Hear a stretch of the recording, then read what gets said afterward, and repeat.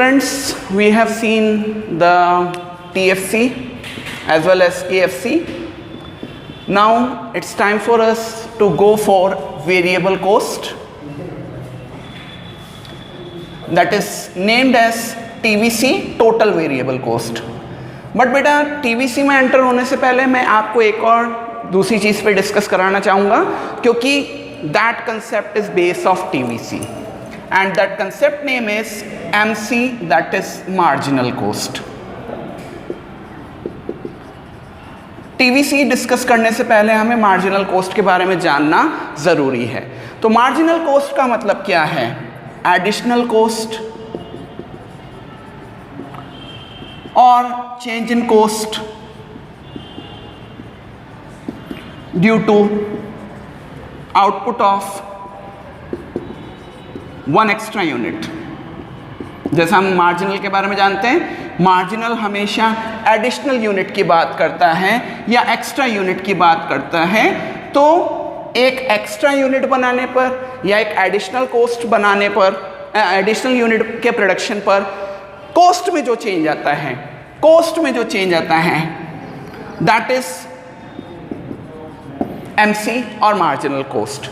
फिर से बोल देता हूं, एडिशनल कॉस्ट और change in total cost due to output of one extra unit, that is additional unit का प्रोडक्शन करने पर कॉस्ट में जो चेंज आता है वो मार्जिनल कॉस्ट होता है. जैसे मान लीजिए अभी भले ही आपने TC नहीं समझा है, फिर भी मैं आपको जस्ट एन एग्जांपल बता देता हूं कि मान लीजिए यूनिट्स ऑफ आउटपुट हैं 2 और इस समय TC आ रहा है 50 और यूनिट ऑफ आउटपुट या थर्ड यूनिट आपने बना ली और आपका TC आ जाता है 70. तो देखिएगा, सबसे पहली बात तो यहाँ पर MC जो निकलेगी वो निकलेगी थर्ड यूनिट की. क्यों? क्योंकि MC ऑफ थर्ड यूनिट निकालने के लिए आपको TC3 माइनस TC2 निकालना पड़ेगा. आप MC2 यहाँ पर नहीं निकाल पाएंगे, marginal cost of second unit नहीं निकाल पाएंगे. क्यों? क्योंकि MC ऑफ 2 निकालने के लिए आपको TC2 माइनस TC1 चाहिएगा, जबकि TC1 का डेटा नहीं दे रखा है. तो ध्यान रखिएगा, इस डेटा से आप MC ऑफ थर्ड यूनिट निकाल सकते हैं. कैसे निकलेगा? TC3 minus TC2, that is 70 minus 50. अभी मैं आपको इसकी सारे फॉर्मूलाज वगैरह बताऊंगा तो वहां पे आपको और क्लियर हो जाएगा. मान लीजिए आपके TC6 आ रहा है सपोज 50, आपके TC7 आ रहा है सपोज 80. तो अब यहां से आप MC6 नहीं निकाल सकते, क्योंकि MC6 निकालने के लिए आपको TC6 माइनस TC5 करना पड़ेगा. TC5 का डेटा नहीं है. आप इस डेटा से अभी निकाल सकते हैं MC7 की वैल्यू. MC7 की वैल्यू बनेगी TC7 minus TC6. So this is 80 minus 50. तो अकेले 7th यूनिट की जो कॉस्ट आई है या अकेले 7th यूनिट की वजह से कॉस्ट में जो चेंज आया है, दैट इज ऑफ 30. ओके, थोड़ा सा और MC के बारे में जानते हैं. तो देखिएगा, जैसा अपन ने बोला कि MC is change in cost due to the production of extra unit और एडिशनल यूनिट. एक चीज मैं आपको और बताता हूं, MC के फॉर्मूलाज बता देता हूं. तो MC के फॉर्मूला जो होते हैं वो होते हैं TCN माइनस TCN माइनस 1 या फिर TVCN माइनस TVCN माइनस 1. अभी जब मैं TVC समझाऊंगा तो वहां पर ये चीज करके दिखाऊंगा मैं आपको पूरी की पूरी. एक चीज और होता है, MC का फॉर्मूला एक और बनता है, change in TC upon change in quantity या चेंज इन आउटपुट. इसको अपन delta TC by delta Q भी लिख सकते हैं. बट यहां पर एक शर्त है कि जब ये हम फॉर्मूला यूज कर रहे हैं तो डेल्टा Q की वैल्यू 1 होनी चाहिए, तभी ये फॉर्मूला लगेगा, अदरवाइज नहीं लगेगा. फिर से मैं बोल देता हूं कि MC का formula TCN minus TCN minus 1 हो सकता है, या फिर TVCN माइनस TVCN माइनस 1 हो सकता है, या फिर delta TC by delta Q होता है, बट उसमें शर्त ये है कि डेल्टा Q जो होना चाहिए वो 1 होना चाहिए। और अभी मैंने आपको यहाँ पर इस फॉर्मूले का यूज़ करते हुए 2 एग्जाम्पल समझाए थे, that were calculation of MC। अगली चीज़, MC की हमें ज़रूरत क्यों है, क्यों हम MC पे आए, हम TVC पे डायरेक्टली क्यों नहीं गए। तो मैं आपको बता दूं बेटा कि सिग्मा MC जब हम करते हैं वो आगे जाके TVC बन जाता है, वो हमें TVC पे ले जाता है, यानी टोटल वेरिएबल कॉस्ट पे ले जाता है। यानी sum of MC at different units gives us TVC। Sum of MC at different units gives us TVC। तो MC बहुत इंपॉर्टेंट कंसेप्ट है बेटा। यहाँ पे मैंने इसके 2-3 फॉर्मूलाज दिए हैं, और सिग्मा MC का मतलब होता है बेटा TVC। तो ये आप ध्यान रखिएगा, इसी वजह से हम MC के ऊपर बात करने आए हैं। अब देखिएगा कि MC के बारे में बेसिक डिटेल पता चल गई। अगली बात मैं आपको बताता हूँ कि MC का नेचर या बिहेवियर कैसा होता है। MC बिहेवियर और नेचर। तो MC का बिहेवियर नेचर जो होता है वो होता है बिल्कुल opposite of MP, that is marginal product. इसको हम यूँ कह सकते हैं कि MC एंड MP 2 सिस्टर्स हैं और दोनों के बीच में बिल्कुल नहीं बनती है, दोनों के बीच में हमेशा लड़ाई झगड़ा रहता है। तो जो MP का बिहेवियर होगा बिल्कुल उसके अगेंस्ट MC का बिहेवियर होगा। देखिएगा आपके घर में भी ये बोलते हैं कि भाई एक भाई या एक बहन तो इतनी अच्छी, दूसरी बहन इतनी खराब। मैं किसी के नेचर पे बात नहीं कर रहा हूँ, जस्ट एन एग्जाम्पल के तौर पर समझाना चाह रहा हूँ। तो MC is reciprocal of MP। आपको ध्यान रखना है कि MC का बिहेवियर जानने के लिए आपको MP का बिहेवियर अपोजिट करना है। अब ध्यान रखिएगा, MP का बिहेवियर जो था वो हमने स्टेजेस में पढ़ा था, याद होना चाहिए आपको बेटा। स्टेज 1 और स्टेज 2 और स्टेज 3 में पढ़ा था। अभी हमारे लिए जो इम्पॉर्टेंट है वो है स्टेज 1 और स्टेज 2। स्टेज 3 तक जाने की ज़रूरत नहीं पड़ेगी। फिर से बोल देता हूँ, MC का बिहेवियर होता है रेसिप्रोकल ऑफ MP, यानी MP का बिल्कुल अगेंस्ट या उल्टा। इसके लिए हमें याद है कि स्टेज 1, 2, 3 में हमने MP का बिहेवियर चेकआउट किया था। अभी हम थोड़ी देर के लिए स्टेज 3 को अवॉइड कर सकते हैं। तो फर्स्ट स्टेज में MP का बिहेवियर था हमारे बेटा इंक्रीजिंग रिटर्न टू फैक्टर। याद रखना चाहिए आपको, स्टेज 1 में MP इंक्रीज होती थी। तो यहाँ पर स्टेज 1 में, अब यहाँ स्टेज 1 नहीं बोलेंगे, बट स्टिल शुरुआत में हमारा बेटा MC फॉल करता हुआ आएगा। शुरुआत में हमारा MC कैसा होना चाहिए, फॉल करता हुआ होना चाहिए। और फिर स्टेज 2 में हमारा MP डिक्रीज होने लगता था, तो अब हमारा MC इंक्रीज हो जाना चाहिए। यानी जो MP बिहेव कर रहा था उसका बिल्कुल अगेंस्ट हम यहाँ कर रहे हैं। MP शुरुआत में इंक्रीज होता था, फिर डिक्रीज होता था। हमारे MC पहले डिक्रीज होगी फिर इंक्रीज होगी। यानी जब हम इसका कर्व बनाएंगे तो वो हमेशा U शेप में आएगा। MC कर्व हमेशा U शेप्ड होता है।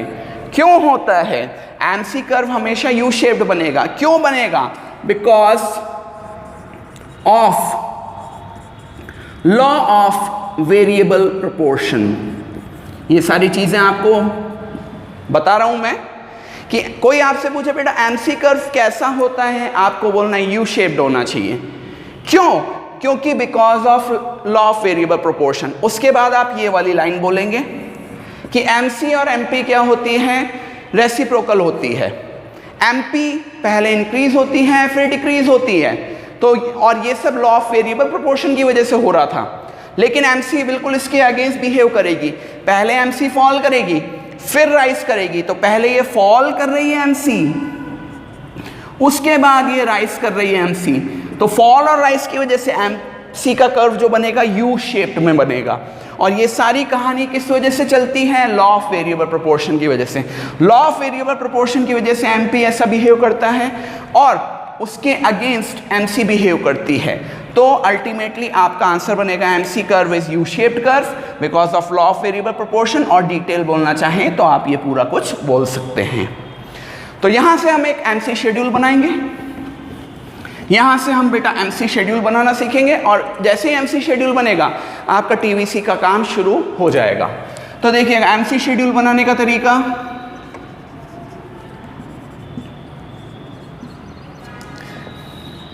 मार्जिनल कॉस्ट शेड्यूल बनाने का तरीका, ये आपकी यूनिट्स जिसको हम क्यूबी बोल रहे थे, ये हमारा एमसी। एक और शेड्यूल मैं आपको यहाँ बताना चाह रहा हूँ, ये आपका एमसी। ओके 0 1 2 3 4 5 यूनिट्स तक का ले लेते हैं। ओके जैसे प्रोडक्शन स्टेजेस में आप याद करते थे कि प्रोडक्शन स्टेजेस में हम टेबल बनाने से पहले ही डिक्लेयर कर देते हैं कि भाई हमारी स्टेज 1 ऐसे चले, यहाँ तक चलेगी। स्टेज 1 में हमारा एमपी राइज कर रहा था। तो अब देखिएगा हम यहाँ नहीं कह रहे कि स्टेजेस चल रही है, बट स्टिल थोड़ा बहुत हम कनेक्शन वहाँ से बिठा रहे हैं। तो जहाँ तक हमारा एमपी राइज करने वाला था वहाँ तक अभी हमारा क्या करेगा, एमसी फॉल करेगा। रिमेंबर स्टेजेस ऑफ प्रोडक्शन चल रही थी, लेकिन वो प्रोडक्शन वाले चैप्टर में ख़त्म हो गई। अब कोस्ट में वापस ऐसे कोई स्टेजेस नहीं चलती है, बट क्योंकि प्रोडक्शन होगा तो ही कोस्ट होगी, इसलिए हम इसको कहीं ना कहीं उस स्टेजेस से पढ़ रहे हैं। ओके इसके बाद हमने कहा कि यहाँ से ही हमारा स्टेज 2 शुरू होगा। स्टेज 2 में हमारा एमपी फॉल करना चाहिए, तो इस समय हमारा एमसी क्या हो जाएगा बेटा, राइज कर जाएगा। ओके करके देखते हैं। अब देखिएगा मैं एमपी का कोई फिगर नहीं लिख रहा हूँ, बट मुझे एमपी का बिहेवियर याद था तो मैंने एमसी का बिहेवियर सेट कर दिया। ओके 0 पे डैश रहेगा, आपको पता है 0 पे एम कंसेप्ट एप्लीकेबल नहीं होता। शुरुआत में एमसी मुझे क्या करना है बेटा, फॉल कराना है, फॉल कराना है। Okay let it be 3 2 1। Okay इसके बाद मुझे इसको राइज कराना है, मेरा शेड्यूल बन के तैयार हो गया। ओके एक एग्जांपल और ले लेते हैं, ये 0 1 2 3 4 5, आप चाहें तो और भी यूनिट्स में जा सकते हैं। 0 पे डैश, मान लीजिए इस बार मैंने कहा कि मेरी फर्स्ट स्टेज यहाँ तक चलेगी, स्टेज 1 यहाँ तक चलेगी। स्टेज 1 में एमपी राइज करती है, यानी एमसी फॉल करेगा इनवर्स, और फिर यहीं से स्टेज 2 शुरू हो जाएगी। स्टेज 2 में एमपी फॉल कर रहा था तो एमसी राइज करेगा बेटा। ओके सो देखिएगा एमसी शुरुआत में मुझे फॉल कराना है, ये लीजिए 10 8 5 3। अब मुझे इसको राइज कराना है 4 7, डन। पहले फॉल करेगा फिर राइज करेगा। ओके अब मैंने आपको बेटा बताया था कि एमसी निकालने के बेटा 2 फॉर्मूले मैंने आपको बताए थे। एक बताया था TCN माइनस TCN माइनस 1, और दूसरा बताया था TVCN माइनस TVCN माइनस 1। लेकिन यहीं से मैंने आपको एक चीज़ और बोली थी कि अगर आप सिग्मा एमसी करोगे, एमसी का सम करोगे, तो आपको TVC मिलेगा। ध्यान रखिएगा, कई जने होते हैं मैथमेटिक्स में जिनका माइंड स्ट्रांग है, वो कहेंगे कि अगर MC is equal to TCN minus TCN minus 1, तो जब हम इसका सम करते जाएं तो TC मिलना चाहिए। नहीं बेटा, TC नहीं मिल पाएगा, हमें मिलेगा TVC, और वो अभी मैं प्रूव भी करके दिखा दूंगा इन अपकमिंग एग्जाम्पल्स। तो मेरे पास एमसी शेड्यूल तैयार है बेटा, यहीं से मैं TVC भी बना सकता हूँ। ये लीजिए TVC के लिए मेरे को क्या करना है, सिग्मा एमसी करना है। अब ध्यान रखिएगा 0 यूनिट पे TVC की वैल्यू होती है 0 यूनिट पे TVC की वैल्यू होती है 0, और टोटल वेरिएबल कॉस्ट का मतलब क्या है, expenditure on variable factors, expenditure on variable factors during the production work हो रहा है तो वेरिएबल फैक्टर्स भी यूज होंगे। उन वेरिएबल फैक्टर्स के ऊपर जो खर्चा होगा वो होगा टोटल वेरिएबल कॉस्ट और TVC। और ये बताया था मैंने कि जब आपका आउटपुट लेवल 0 चल रहा है तो वेरिएबल फैक्टर का यूज भी क्या होगा, 0, और इसी वजह से TVC की वैल्यू क्या रहेगी, 0। ये मैंने चैप्टर की स्टार्टिंग वीडियो में बताया था। तो देखिएगा 0 यूनिट पे 0, अब 0 plus 3 3 plus 2 5 5 plus 1 6 6 plus 2 8 8 plus 3 11। 8 + 3 11, ये मेरी TVC तैयार हो गई। साथ के साथ इधर भी देखना चाहूँ मैं अगर TVC, तो TVC का फॉर्मूला है सिग्मा MC, 0 0 + 10 10, 10 + 8 18, 18 + 5 23, 23 + 3 26, 26 + 4 30 एंड 30 + 7 37। तो ये मेरा TVC इंक्रीज होता हुआ आ गया। ओके, तो आपने MC का बिहेवियर पढ़ लिया, MC के साथ TVC का बिहेवियर सेट करना भी आपको आ गया।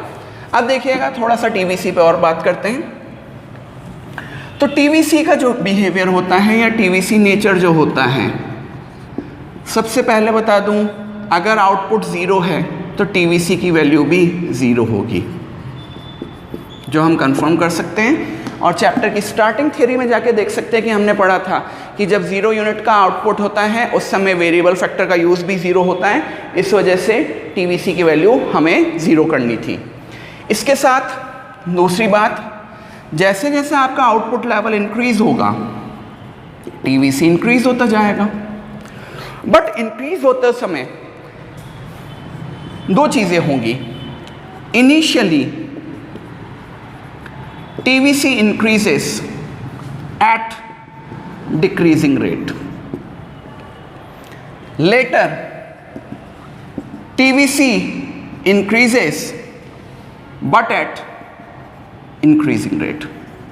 शुरुआत में TVC इंक्रीज तो होगा बट डिक्रीज करती हुई रेट पे होगा। क्यों? ड्यू टू फॉलिंग MC, क्योंकि इस समय MC फॉल कर रहा है, जबकि बाद में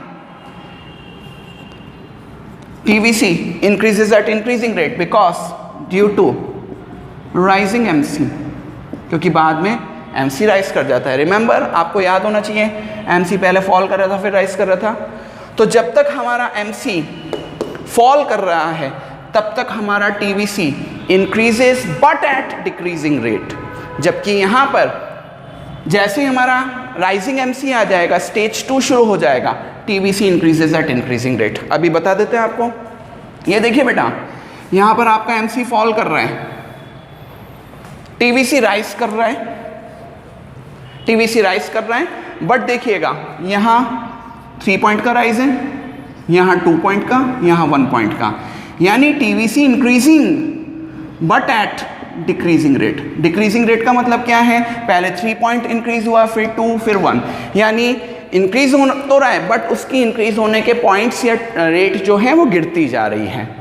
फिर MC राइजेस, तो जैसे ही MC राइजेस, ये देखिएगा 1 2, ये 3, तो now TVC increasing at increasing rate.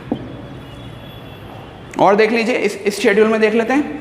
ये आपका बेटा MC फॉल कर रहा है, यहाँ देखिए आप 10 8 5 3, TVC is increasing but at decreasing rate. आप देख सकते हैं यहाँ पर 10 point, then 8 point, 5 and 3, increase तो हुआ बट इंक्रीज होने के पॉइंट्स जो आ रहे हैं वो गिरते जा रहे हैं। लेटर MC राइज हुआ, तो MC के राइज होते ही अब TVC is increasing at increasing rate. तो MC के बिहेवियर की वजह से अल्टीमेटली जाके TVC इस शेप में शो होता है।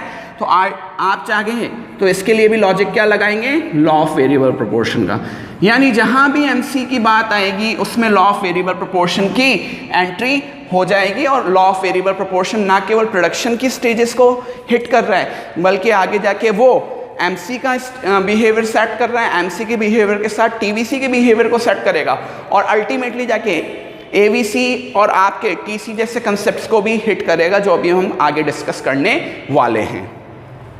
ओके, तो अल्टीमेटली जब आप अपना TVC का कर्व बनाएंगे तो TVC का कर्व बेटा ऐसा बनेगा। ये आपका यूनिट्स, ये आपका TVC कर्व। TVC कर्व जब आप बनाएंगे तो वो डायग्राम कुछ ऐसा बनेगा, increasing. Upward sloping. Upward sloping क्यों बनेगा? अपवर्ड स्लोप बनने का रीजन यही है बिकॉज जैसे जैसे आपके Q की वैल्यू आप बढ़ाओगे, आउटपुट बढ़ाओगे, TVC वैसे वैसे बढ़ता जाएगा, और जब दोनों ही फैक्टर एक साथ बढ़ रहे हैं तो ऑब्वियसली हमारा ग्राफ जो होगा वो अपवर्ड स्लोपिंग होगा। MC का कर्व कैसे बनता है? MC का कर्व मैंने बताया था बेटा यू शेप बनता है। इस चैप्टर में ध्यान रखिएगा, आपको कर्व्स का पता होना चाहिए। TFC कर्व बनेगा straight horizontal line parallel to X axis, AFC curve बनेगा रेक्टेंगुलर हाइपरबोला, MC कर्व बनेगा यू शेप्ड, TVC कर्व बनेगा अपवर्ड स्लोपिंग। अब हम हाथों हाथ इसी के साथ AVC को भी डिस्कस कर रहे हैं बेटा, AVC के बारे में भी डिस्कशन कर रहे हैं। तो AVC किससे जुड़ा हुआ कंसेप्ट लगेगा? ऑब्वियस है TVC से। AVC फुल फॉर्म होता है बेटा एवरेज वेरिएबल कॉस्ट,